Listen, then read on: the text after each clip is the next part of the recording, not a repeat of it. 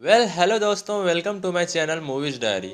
आज मैं 2018 में आई एक हॉलीवुड मूवी वेनम को एक्सप्लेन करूंगा। चलिए स्टार्ट करते हैं। मूवी शुरू होती है और हम एक स्पेसशिप को देखते हैं जो कि वापस पृथ्वी पर आ रही होती है, लेकिन अचानक उसका सिस्टम फेल हो जाने के कारण वह जमीन पर सीधा क्रैश हो जाती है। फिर हमें उसी कंपनी को दिखाया जाता है जिसका यह स्पेसशिप होता है। इस कंपनी का नाम लाइफ फाउंडेशन होता है। उसका ओनर वहाँ काम कर रहे लोगों से पूछता है उसमें कितने लोग बचे हैं और सैंपल सही सलामत है कि नहीं। स्पेस में उनको कुछ मिला था जिसे वह पृथ्वी पर ला रहे थे। फिर हम उसी जगह को देखते हैं जहाँ पर स्पेसशिप क्रैश हुआ था। उनमें से एक एस्ट्रोनॉट अभी भी जिंदा होता है, तो उसे फौरन हॉस्पिटल ले जाया जाता है। फिर हम देखते हैं उस एस्ट्रोनॉट के बॉडी से एक पैरासाइट निकलता है जो वहीं पास में खड़ी एक लड़की में चला जाता है। तो वह गाड़ी के ड्राइवर को मारकर वहाँ से चली जाती है और फिर एक मार्केट में आ जाती है जहाँ पर वह जिंदा मछली खाने लगती है। तो फिर उसके मालिक से उसकी बहस हो जाती है, तो वह उसे मार देती है। उसके पास वहाँ पर के कुछ और लोग भी आते हैं, वह उन्हें भी मार देती है और फिर वहाँ पास में खड़ी एक बूढ़ी औरत के बॉडी में वह पैरासाइट चला जाता है। फिर सीन शिफ्ट होती है और हम एक लड़के को देखते हैं जिसका नाम एडी होता है। वह एक रिपोर्टर होता है जो कि इस मूवी का मेन कैरेक्टर भी है। पास में ही खड़ी लड़की उसकी फियांसे होती है जो कि उसे उठाती है। वह एक लॉयर होती है जो कि फिलहाल उसी कंपनी के लिए एक केस को हैंडल कर रही होती है। फिर एडी अपने जॉब के लिए निकल जाता है। वह अपने बॉस के पास जाता है। उसका बॉस उससे कहता है कि तुम काफ़ी अच्छा काम करते हो और आज जो मैं टास्क तुम्हें देने जा रहा हूँ उसे भी अच्छे से करना है। वह कहता है कि आज तुम्हें इंटरव्यू लेना है उसी फाउंडेशन के ऑनर का। तुम्हें उससे पूछना है कि आपने अपना स्पेसशिप स्पेस में क्यों भेजा था और वहाँ से आपको क्या क्या जानकारी हासिल हुई। वह कहता है तुम्हें कोई भी गड़बड़ी नहीं करनी है। तो एडी कहता है मैं कोई भी गड़बड़ी नहीं करूँगा। फिर हम देखते हैं रात को एडी अपने घर आ जाता है। उसके सामने उसके फियांसे का लैपटॉप खुला हुआ रहता है, तो उसमें एक मेल आता है। यह मेल उसी फाउंडेशन की तरफ से आया हुआ रहता है। तो फिर एडी उस मेल को चेक करता है, तो वह देखता है कि इसमें उस फाउंडेशन में किए गए सारे इलीगल चीज़ों के बारे में मेंशन किया गया होता है। वहाँ किए गए सारे इलीगल काम और उन लोगों के नाम होते हैं जिन पर किए गए एक्सपेरिमेंट से उनकी जान भी चली गई होती है। एडी सोचता है कि अब मेरे पास काफ़ी अच्छा मौका है उस कंपनी की सच्चाई सबके सामने लाने के लिए। फिर हम देखते हैं कि वही ओनर जो कि काफ़ी बुरा आदमी होता है और रिच भी होता है, वो जो चाहे वो कर सकता है, इसलिए सारे लोग उससे डरते हैं। और इस मूवी का मेन विलन भी यही होता है। अब एडी के साथ उसके इंटरव्यू का टाइम हो चुका था। एडी उसका इंटरव्यू लेना स्टार्ट करता है। शुरू में तो वह काफ़ी नॉर्मल क्वेश्चन पूछता है कि आपने स्पेस में क्या क्या डिस्कवर किया है और आपका आगे का क्या प्लान है। वह ऑनर काफ़ी खुश होकर इन बातों का जवाब दे रहा होता है, लेकिन तभी एडी अपने सवाल चेंज करता है और उससे कहता है कि मैंने सुना है आपकी कंपनी कई सारे इलीगल कामों के लिए भी जिम्मेदार है और यहाँ ऐसे ऐसे एक्सपेरिमेंट होते हैं जिनसे लोगों की जान भी चली जाती है।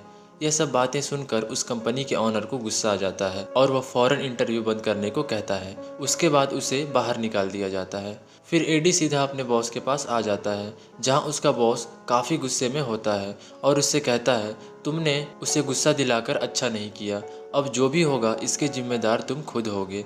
फिर वह उसे उसकी जॉब से निकाल देता है और दूसरी तरफ एडी के फियांसे को भी उसकी जॉब से निकाल दिया जाता है क्योंकि एडी उसकी पर्सनल मेल को चेक किया होता है। वह एडी से काफ़ी ज़्यादा गुस्सा होती है और कहती है तुमने मेरा इस्तेमाल किया है, और फिर एडी से ब्रेकअप कर लेती है और वहाँ से चली जाती है।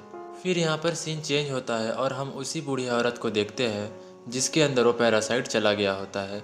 वह एक स्टेशन पर जाती है जहाँ पर उसे एक छोटी सी बच्ची दिखती है और वह पैरासाइट उस औरत के बॉडी से निकलकर उस बच्ची के अंदर चला जाता है। फिर हम उसी फाउंडेशन को देखते हैं जहाँ पर एक रैबिट के ऊपर एक्सपेरिमेंट किया जा रहा होता है। उसके ऊपर एक येलो पैरासाइट को छोड़ा जाता है। वह पैरासाइट उसके बॉडी के अंदर इंटर कर जाता है और उसके साथ एक कॉम्बिनेशन बनाने लगता है। उसकी बॉडी के साथ वह एक सक्सेसफुली कॉम्बिनेशन बना लेता है। यह देखकर उस कंपनी का ऑनर काफ़ी खुश होता है क्योंकि वह पैरासाइट किसी के बॉडी के साथ इतनी आसानी से कॉम्बिनेशन नहीं बना पा रहे होते हैं। तो उस कंपनी का ऑनर बोलता है अब हमें इंसानों के ऊपर एक्सपेरिमेंट करना स्टार्ट कर देना चाहिए। वहीं पास में खड़ी उसकी असिस्टेंट उससे बोलती है हम अभी भी इसमें पूरी तरह से श्योर नहीं हैं, हमें अभी इंसानों के ऊपर एक्सपेरिमेंट नहीं करनी चाहिए। लेकिन इस कंपनी का ऑनर नहीं मानता और कहता है हमारे पास इतना टाइम नहीं है। फिर हम एडी को देखते हैं जो कि एक बार में बैठा होता है। वह काफ़ी अपसेट होता है क्योंकि उसका जॉब चला गया होता है और साथ ही उसका ब्रेकअप भी हो चुका होता है। वह टीवी में उसी ऑनर को देखता है तो कहता है, प्लीज़ इस टीवी को कोई जल्दी से बंद करो, मुझे इस घटिया आदमी की और बकवास नहीं सुननी। फिर रास्ते में उसे एक औरत मिलती है जो कहती है, आप मुझसे एक अखबार खरीद लो। एडी उससे एक अखबार खरीद लेता है और फिर एक स्टोर में आ जाता है। वहाँ पर एक चोर आता है और उस स्टोर को लूटने लगता है, लेकिन एडी छुप कर उसे देख रहा होता है। फिर अपनी चीज़ों को लेता है और उसका पे करके वहाँ से चला जाता है।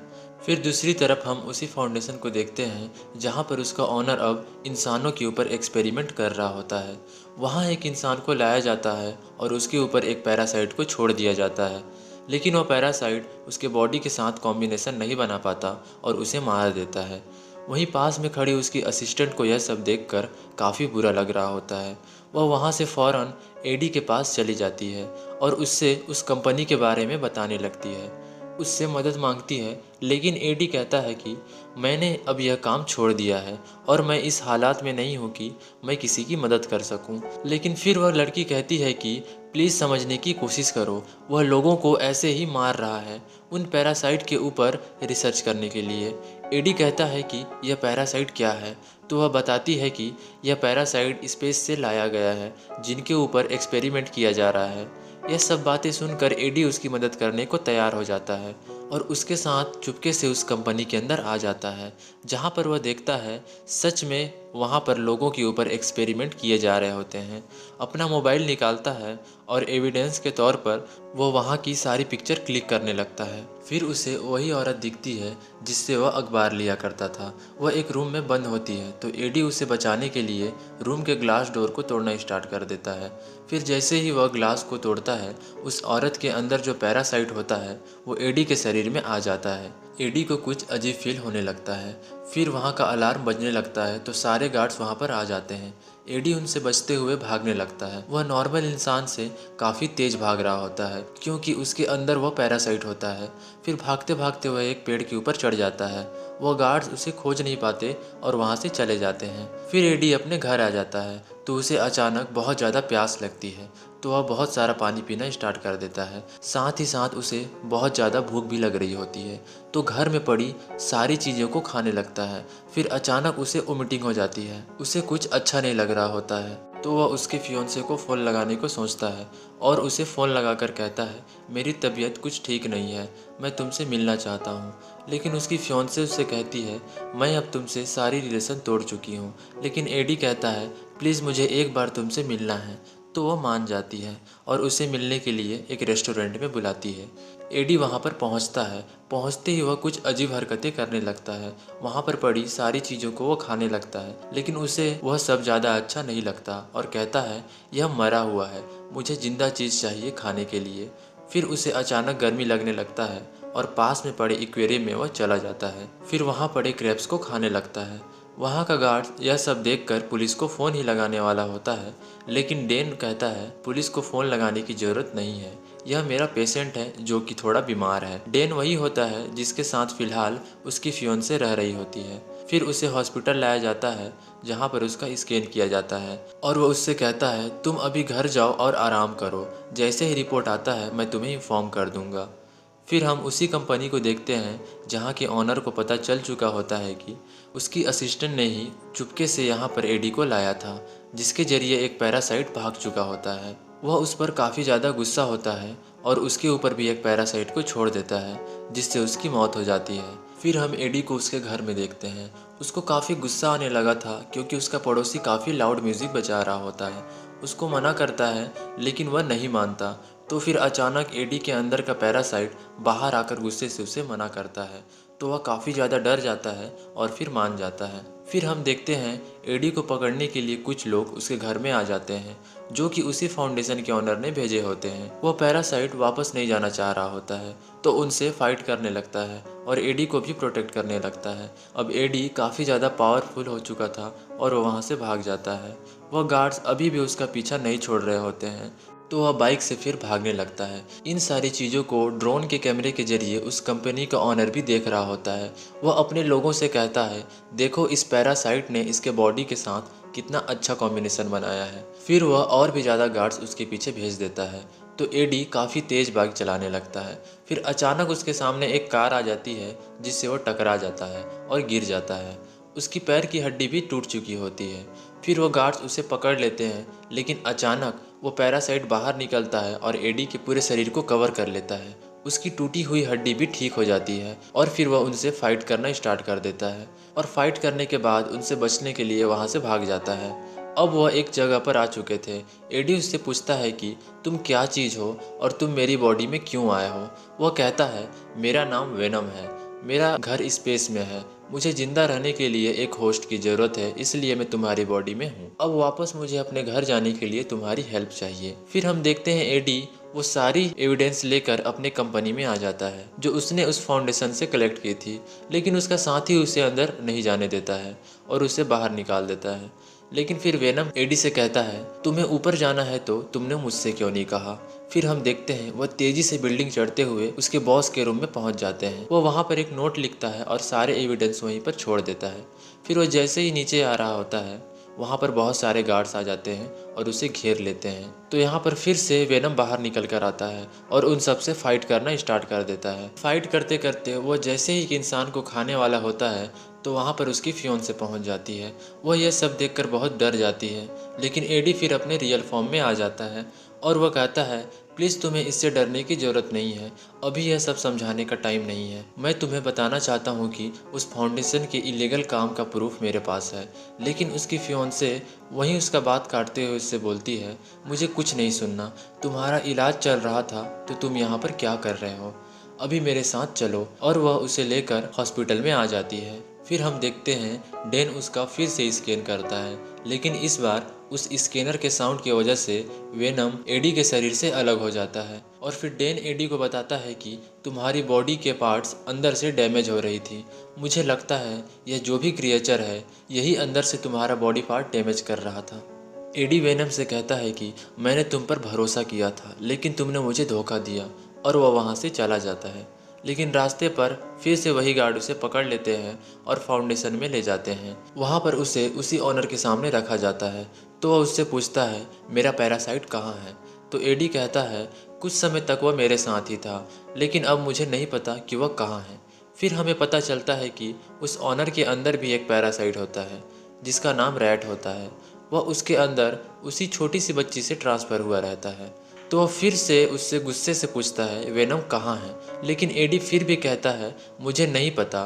तो फिर वह उसे मारने का ऑर्डर दे देता है। फिर हम देखते हैं उसी हॉस्पिटल में वेनम एक पाइप के थ्रू एक कुत्ते के बॉडी में चला जाता है और फिर वहाँ से जो एडी की फियोंसे होती है उसके बॉडी में। फिर इधर हम देखते हैं वह एडी को मारने के लिए जंगल में ले आते हैं। उसे जैसे ही मारने वाले होते हैं तो वहाँ पर उसके फियोंसे के बॉडी में वेनम पहुँच जाता है और सबको मारकर खा जाता है। फिर वह वापस से एडी के शरीर में ट्रांसफ़र हो जाता है। फिर सीन शिफ्ट होता है और हम उस कंपनी के ऑनर को देखते हैं। वह एक रॉकेट लॉन्च करने की तैयारी में होता है जिससे वह स्पेस से और भी ज़्यादा क्रिएचर को अर्थ पर ला सके। फिर काउंटडाउन स्टार्ट होता है और वह वहाँ के सारे लोगों को मार के रॉकेट की तरफ जाने लगता है, लेकिन वहाँ पर फिर वेनम पहुँच जाता है। वह उसे भी साथ चलने को कहता है, लेकिन वेनम नहीं मानता। वह कहता है मैं तुम्हें इस अर्थ को बर्बाद नहीं करने दूंगा। तो रैट कहता है फिर तुम भी मरो। फिर उन दोनों में फाइट स्टार्ट हो जाती है। यह फाइट बहुत ही ज़्यादा औसम होती है।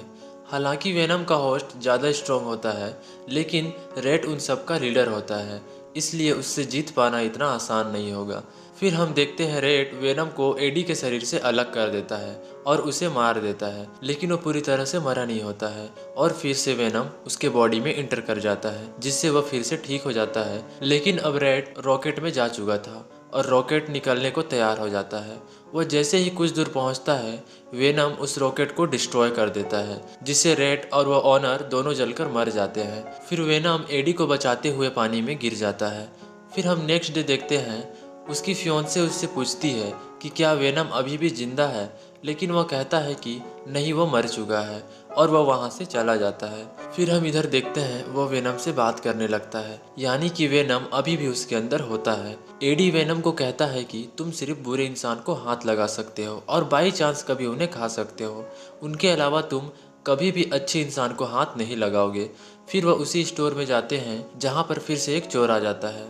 तो वेनम कहता है, क्या यह बुरा इंसान है? तो एडी हाँ में जवाब देता है।